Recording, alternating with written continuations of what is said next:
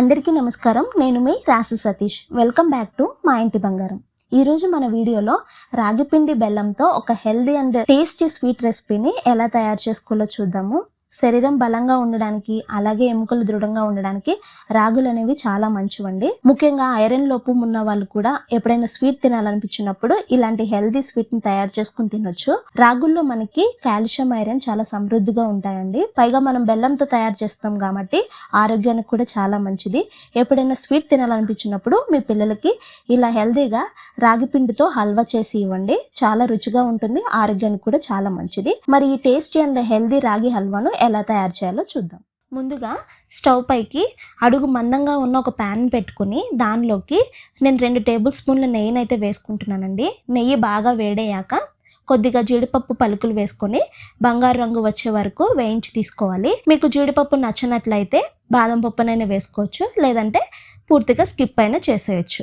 ఇప్పుడు జీడిపప్పు అంతా వేగిపోయిన తర్వాత ఒక గిన్నెలోకి తీసుకొని పక్కన పెట్టుకోండి. ఇప్పుడు అదే ప్యాన్లోకి 1 కప్పు రాగి పిండిని వేసుకొని లో ఫ్లేమ్లో కమ్మని వాసన వచ్చే వరకు వేయించుకోవాలండి. ఈ హల్వా రుచి అంతా కూడా మన రాగి పిండిని వేయించుకోవడంలోనే ఉంటుందన్నమాట. కాబట్టి రాగి పిండి అనేది త్వరగా మాడిపోతుంది కాబట్టి లో ఫ్లేమ్లోనే పెట్టుకొని 8 నుంచి 10 నిమిషాల పాటు బాగా వేయించుకోవాలి. నేను చూపిస్తున్నాను కదా, ఈ విధంగా వేగితే సరిపోతుందండి. ఇప్పుడు రాగి పిండిని పక్కకు తీసుకొని పెట్టుకోండి. ఇప్పుడు ఇంకొక గిన్నెని తీసుకొని దానిలోకి 1 కప్పు బెల్లం తీసుకుంటున్నాను. మనం రాగి పిండిని ఏ కప్పుతో అయితే తీసుకున్నామో అదే కప్పుతో 1 కప్పు బెల్లం అయితే సరిపోతుందండి. దానిలోకి 2 కప్పులు నీళ్లు పోసుకొని బెల్లాన్ని బాగా కరిగించుకోవాలన్నమాట.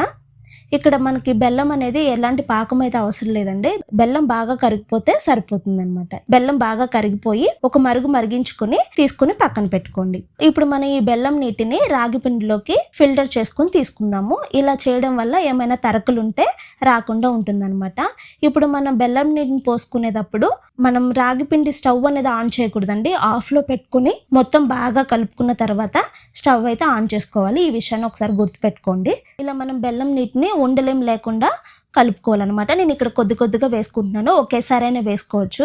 మనకి 1 కప్పు రాగి పిండికి 2 కప్పులు బెల్లం నీళ్ళు అనేవి కరెక్ట్గా సరిపోతాయండి. ఇలా ఉండలేం లేకుండా బాగా కలుపుకోవాలి. ఇలా బాగా కలుపుకున్న తర్వాత స్టవ్ ఆన్ చేసుకుని 2 టేబుల్ స్పూన్ల ఆయిల్ వేసుకుని బాగా కలుపుకుంటూ ఉండాలన్నమాట. ఫ్లేమ్ అనేది లో ఫ్లేమ్లోనే ఉండాలండి, లేకపోతే కిందంతా అడిగంటేస్తుంది అనమాట.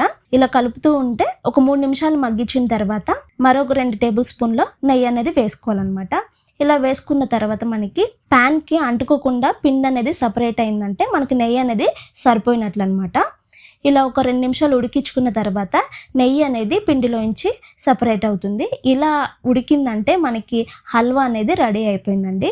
ఇప్పుడు చివరిగా 1 టేబుల్ స్పూన్ యాలకుల పొడి వేసుకుని ఒకసారి బాగా కలుపుకోవాలి. ఇలా కలుపుకున్న తర్వాత చివరిగా మనం ముందుగా వేయించి పెట్టుకున్న జీడిపప్పును కూడా వేసుకొని ఒకసారి బాగా కలుపుకొని 2 నిమిషాలు మగ్గించుకుంటే మన రాగి హల్వా అనేది రెడీ అవుతుందండి. ఈ హల్వాని చేయడం చాలా సింపుల్ అనమాట. అలాగే రుచి కూడా చాలా బాగుంటుంది. ఎంతో రుచికరమైన రాగి హల్వా అయితే రెడీ అయిందండి. దీన్ని కొన్ని ప్రాంతాల్లో రాగి తోపు అని కూడా అంటారు. పాతకాలంలో అమ్మాయిలకు ఐరన్ లోపం రాకుండా ఉండేందుకు ఈ స్వీట్ని అయితే తయారు చేసి పెట్టేవాళ్ళు అనమాట. చాలా రుచిగా ఉంటుంది, అంతే ఆరోగ్యం కూడాను. ఈ రాగి హల్వాను మీరు కూడా ఇంట్లో ఒకసారి ట్రై చేసి ఎలా వచ్చిందో కామెంట్ చేయండి. అలాగే ఇలాంటి మరిన్ని రెసిపీస్ కోసం మన ఛానల్ని అయితే సబ్స్క్రైబ్ చేసుకోండి. Thanks for watching.